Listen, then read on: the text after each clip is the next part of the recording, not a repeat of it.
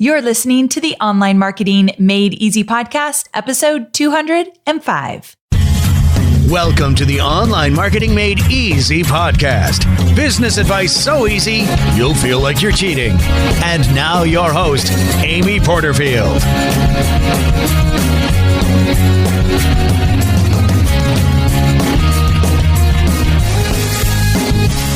Welcome back to another episode of the Online Marketing Made Easy podcast.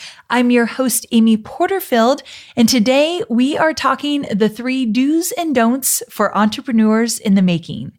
Now, one thing I know for sure is that the fear of not being good enough is a tough feeling to shake. If you struggle with this one, it tends to show up in many places and way too often. I don't know if it will ever completely go away, but I am proof that you can silence that voice considerably. So if the fear of not being good enough, or that you're not doing enough, or that you're not doing it right, if those fears come up for you, then this is the show for you. In this episode, I'm going to introduce you to a powerhouse named Rachel Hollis. Rachel manages a lifestyle website with almost 2 million readers each year. She has more than 800,000 actively engaged followers on social media. And as CEO of Chic Media, she's formed partnerships with major companies like Sprint, CoverGirl, Walmart, and Target to create inspiring, obtainable digital content for women and moms of all types and ages. Her new book is called Girl, Wash Your Face, Stop Believing the Lies About Who You Are So You Can Become Who You Are Meant to Be. Gotta love that title, right? So Rachel attracts a female audience, but for you gentlemen, I feel this episode will still ring true for you and be valuable as you work on strengthening your mindset as an entrepreneur. I wanted to invite Rachel to talk about the pressures that we all face as mothers and fathers and husbands and wives and employees and, of course, entrepreneurs.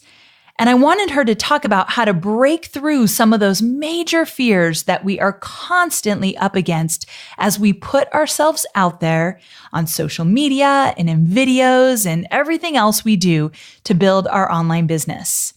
Now, I titled this episode, The 3 Don'ts and 3 Do's for Entrepreneurs in the Making.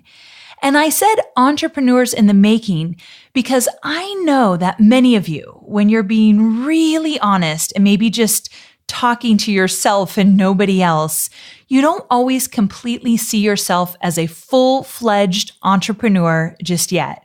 You might still have a day job, or you might not be making enough money yet to sustain yourself or to support a family. So saying you're an entrepreneur might feel like a stretch at times. But I'm here to tell you that you are an entrepreneur. You are showing up, you're building your business online, you're working hard toward a really major goal. You are legit, so I want you to own it. So there's my little pep talk for you before we even bring on Rachel. Now, before we dive in, this episode is brought to you by my free masterclass, The Ultimate List Building Catch-Up Plan, my proven 3-stack system for leveraging the most what's working now list building strategies without the stress and tech confusion or crazy overwhelm that often comes with getting your list building platform up and running. So this is a totally free masterclass. If you are not list building yet, or if you're struggling with list building, you've got to get on this masterclass. amyporterfield.com/list building. amyporterfield.com/list building. Okay, I won't make you wait any longer. Let's go ahead and bring on Rachel. Rachel, thank you so much for coming on the show. I genuinely appreciate it. Oh, thank you so much for having me. Of course. Before we jump in, for my listeners who are new to you, tell me a little bit about who you are and what you're all about. So I am Rachel Hollis. What I am all about, I'm super passionate about inspiring and motivating other women to live into who they dream of becoming. I actually got my start in business, I don't know, over a decade ago. I was an event planner here in Los Angeles, and I started a blog as a way to market the event planning company.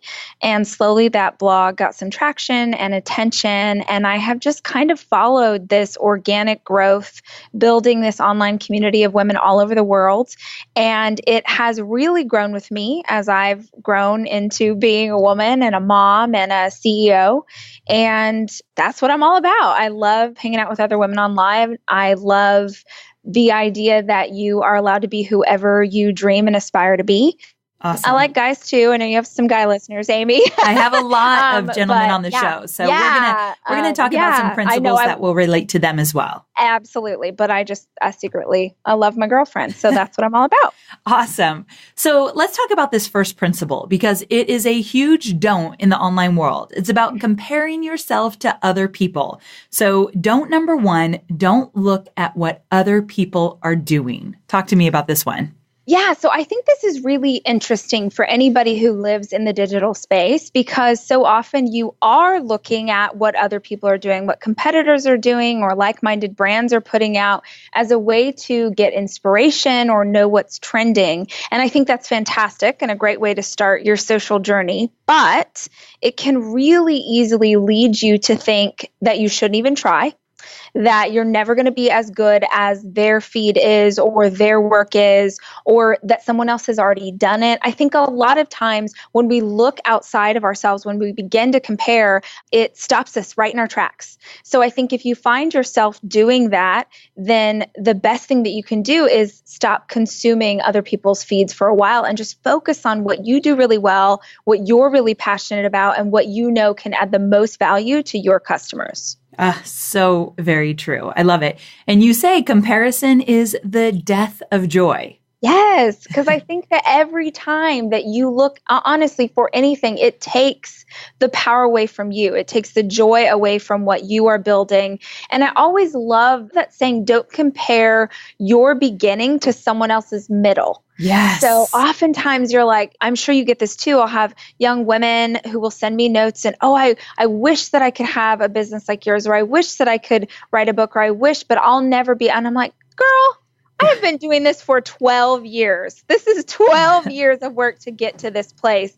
Don't compare my 12 years in with your very first step in this direction. So very true. I say it all the time. I love that.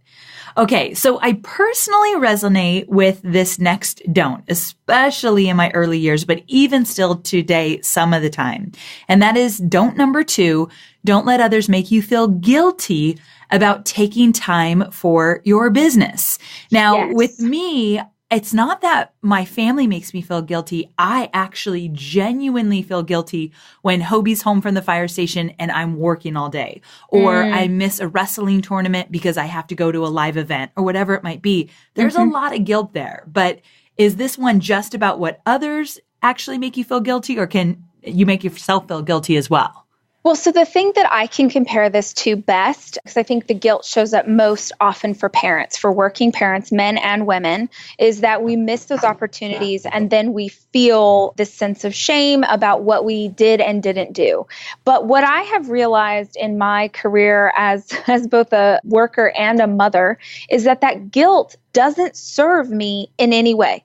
And it doesn't serve my children in any way. It actually just makes things worse, because now in that time that I am spending with them, I'm beating myself up, or I'm thinking that I'm not enough, or I'm going through this list in my head. So I had this epiphany a few years ago where I thought, gosh, what if you are exactly the mother that they are supposed to have? What if you are exactly the wife that he is supposed to be partnered with? What if you're exactly who you're supposed to be, and you're wasting this energy fighting yourself on all the things that you're not? It doesn't serve you and it doesn't help you. So I think if you can more fully live into, it's a really incredible thing to build a business. That's something to be proud of.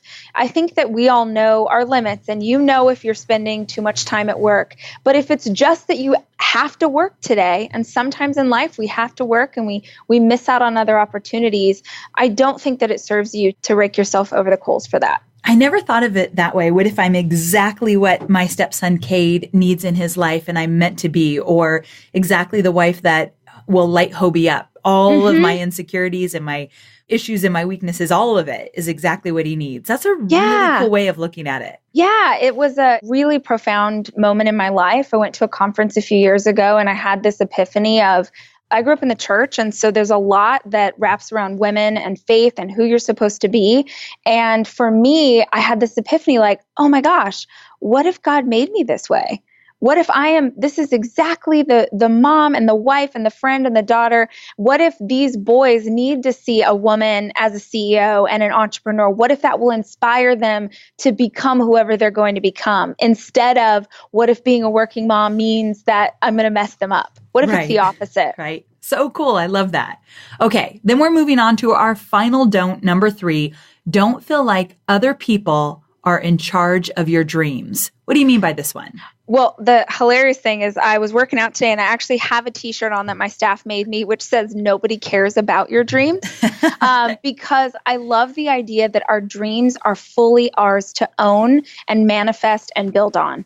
If you put it on, it doesn't matter if you have the most supportive partner in business or in life, or your parents are super supportive of you. If you are hoping that someone else is going to make your dream a reality, you will be disappointed, because nobody ever can love it and care about it the way that you can. You are the one that's going to have to get up early. You're the one that's going to have to put in the hours after the kids are in bed. You are the one that has to choose this over and over and over. So don't let anybody be in charge of your dreams. And also one of the best things I've ever heard years ago was someone said, don't let someone in the cheap seats have an expensive opinion in your life. Oh, so good. Right? Like, don't let someone who is not in here fighting for this every single day make you feel any certain way about who or what you are. These are your dreams. And I believe that the fire in our hearts and in our bellies is the possibilities manifesting in us. And if you just step into that, if you just live into who it is you're meant to be, I think you'll blow yourself away. So you have a great story of being a fighter and just pushing forward no matter what with your first book. So tell us about that. Yeah. So I was an event planner here in Los Angeles, and I had a lit agent reach out about writing a book, and huge book nerds. This is a lifelong dream. And I wrote my first fiction book about the years I spent as a celebrity wedding planner. And we sent it to, as you do with a book, we sent it to every publisher on the planet, and every single one turned it down. Every single one said, hey, it's sweet, but nobody will buy this. And the very last day, the very last publisher called and said they weren't interested. I sobbed on my bathroom floor. Literally the ugliest cry you've ever seen. Like, my dreams are over. This childhood thing, it will never come true. I cried for about 30 minutes, and I legitimately picked myself up off the bathroom floor, went to the kitchen, poured a glass of wine, and I Googled, how do you self-publish a book? And I self-published my first book, and one person told another, who passed it to a friend. And 6 months later, when it had become an Amazon bestseller on its own through word of mouth, a publisher called and asked if they could buy that book and turn it into a series. And it launched my publishing career. And I just released 2 weeks ago my 6th book. And I always tell that story because I like to remind people that even the experts don't get to tell you what your dreams can be. And if I had listened to every expert in the field, that book would still be sitting on my computer, and I wouldn't be where I am today with a career in publishing. So if you can't go in through the front door, find a window, slip down the chimney, but keep trying. I think most of success is just that you're the one who keeps showing up. Yes. So very true. Keep showing up. I love that. Okay. So we are going to move into the do's. So do number 1 is look for a community that will build you up. Now, I talk a lot about this, that you need to find your tribe. In fact, I did an entire episode about collaborations I've done in the past. So tell me what this one means to you. So for me, I love that saying that's like, you're the combination of the 5 people you hang out with most. Because this is true for life. This is true for your friendships, your health, your marriage. If you hang out with people where you are the smartest one in your group of friends, if you're the most ambitious one in your group of friends, it's like if you're the smartest person in the room, you're in the wrong room. If you're the most ambitious of your friends, nobody's pulling you up. Nobody's helping you get to the next level. So I constantly try to challenge myself to make sure that I am in community with like-minded people. For me, this manifests as being an entrepreneur and a CEO as a woman is that there aren't a lot of people that I get to hang out with and talk to. So I strive really hard for friendships with other women in similar positions, especially if they're working moms, so that there's someone that I can connect with who will talk me through those hard times and also pull me up to the next level. So I think it's interesting because sometimes we hear this stuff like, oh, you need to find your tribe, or you need to make sure that you're looking for your community. And it's like, well, where in the world do I find that? So the 2 things that I would say on this point are, one, a lot of my girlfriends, a lot of my friends in this position in my life don't live in my town. They're people that I've met through social media. We trade emails, we send text message. It's not about someone that you get to hang out with and have coffee every week. It's someone that you can have like a brain trust with, that you can bounce ideas off of. The other thing that I will say is when I was younger in my career, I would hear all the time, find a mentor, find a mentor, find a mentor. And I was like, where is the mentor tree? Where does that exist?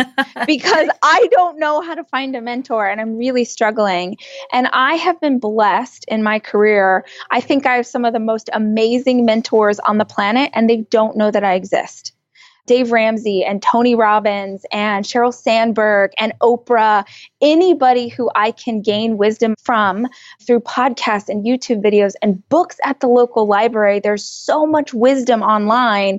You don't need to actually know these people to immerse yourself in their world and learn from their wisdom. So true. So true. Okay. I love these really tactical habits and suggestions that people can apply. So let's move on to do number 2, install daily habits to emphasize your goals. Tell me about that one. So I'm a list maker. I like Amen, a bullet. sister. Yeah, I like a bullet journal. I'm all the things. But one of the things that I have changed in the last year, instead of writing down my goals, is I write down my big, crazy 12 audacious goals. And I write them as if they have already happened. So my example of this was about 2 years ago. And by the way, I write them down every single day. My journal has every single day the 12 things that I'm working towards as if they've already happened. So for about 2 years, I would write in my journal, I only fly first class. I only fly first class. Now, this, by the way, is when I'm in a middle seat on Southwest in coach. And I don't know if you have to travel a ton for work. Oh, it's the worst seat in the house. Right? Yes. So you're so tired, all these things. And I just was like, I want to make enough money or to be a speaker that is in such demand that people are willing to put me in the nice seats. Yes. And for 2 years, I wrote that down every day, and writing it as if it's already happened. Your brain, it's like it can't see any obstacles. It's like, all right, this is where we're going. But it helped, like your brain will just figure out how to get you there. And I will tell you that today, this is super obnoxious, but I only fly first class. Amen. I love it. Because that's one of my goals. So I love the idea of just big, audacious dreams. I write them down every single day so I remember what it is I'm working toward and why we're doing these things that we're doing in the hopes of these dreams for myself. Okay, this is so good. This whole idea of manifesting, I love this conversation. Can you give me like one more tip or strategy you use for manifesting?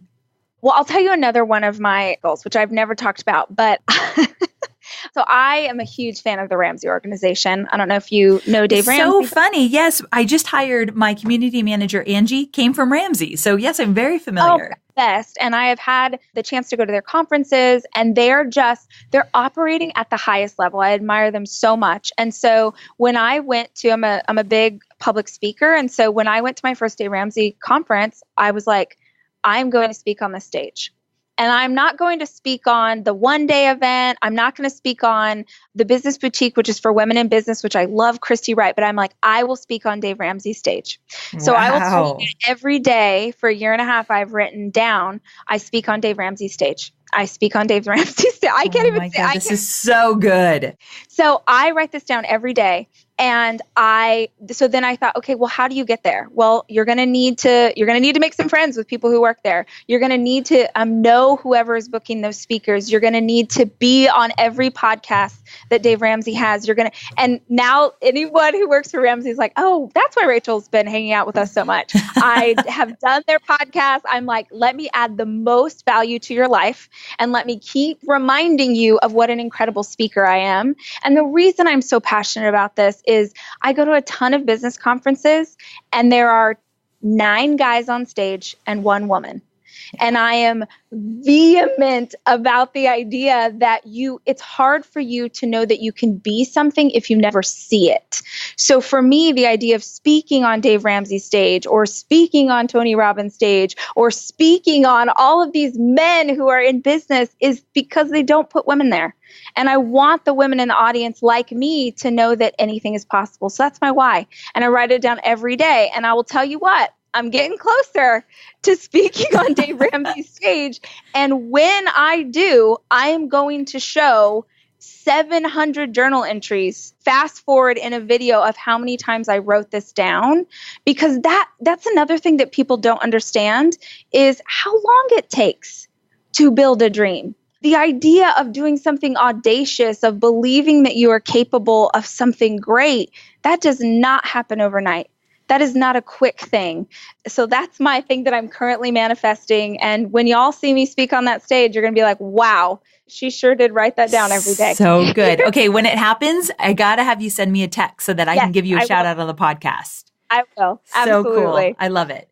And one more thing I'll say about that is your why for wanting to speak on that stage is so good. And the fact that, there's one woman out of all of those men that are on stage and you're passionate about getting up there and showing what's possible.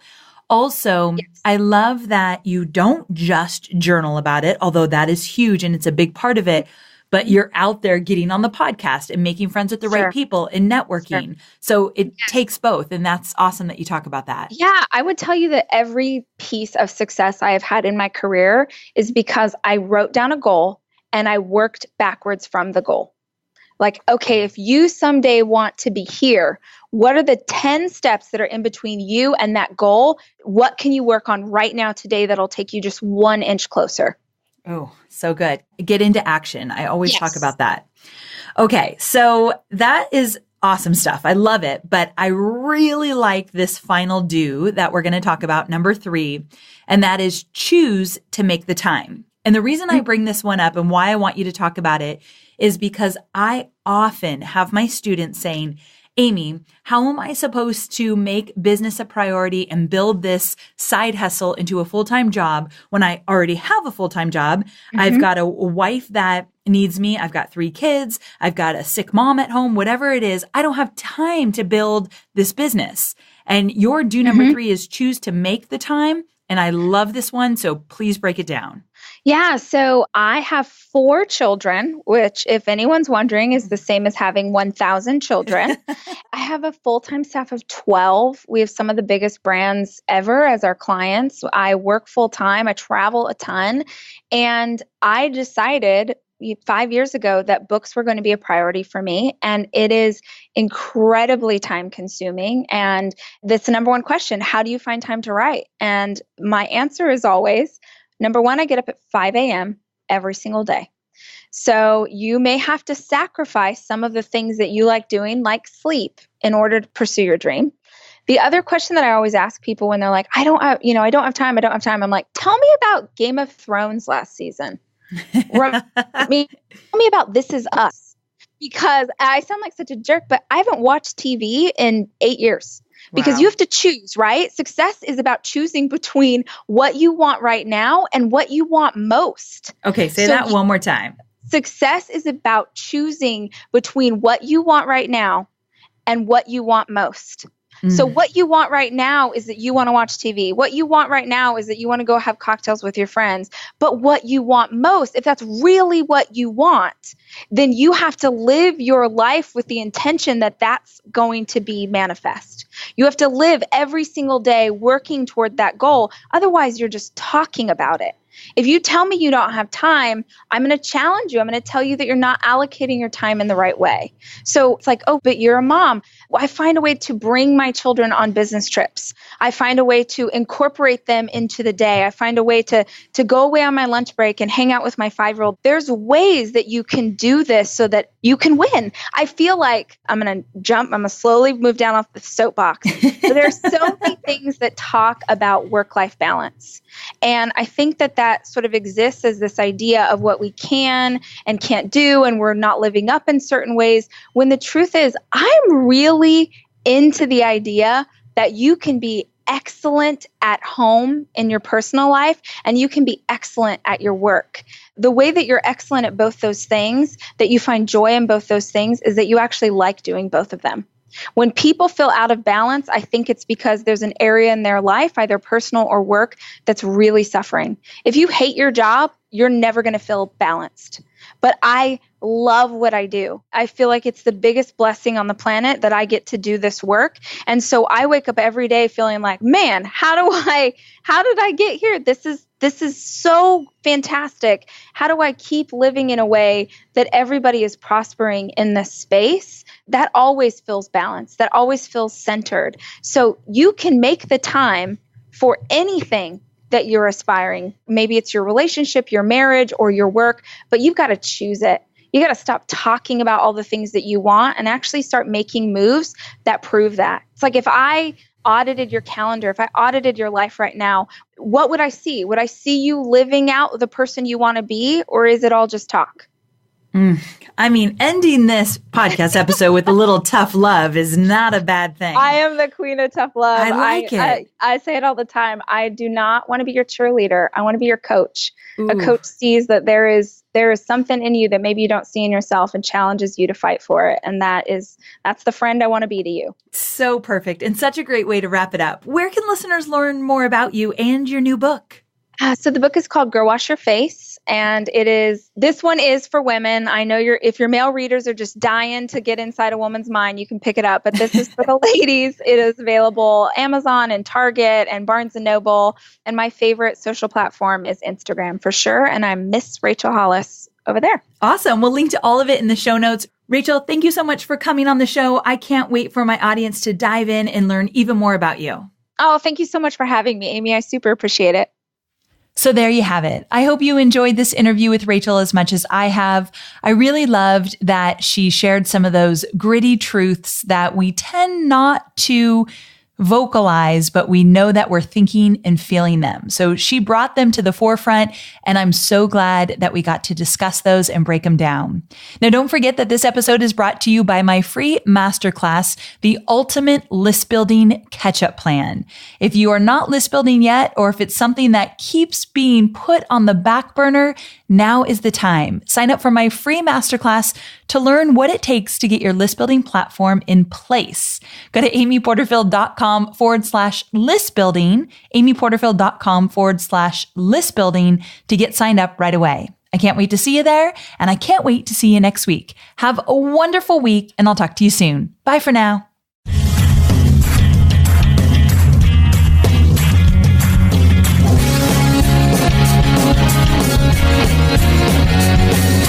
Thanks for listening to the Online Marketing Made Easy podcast at www.amyporterfield.com.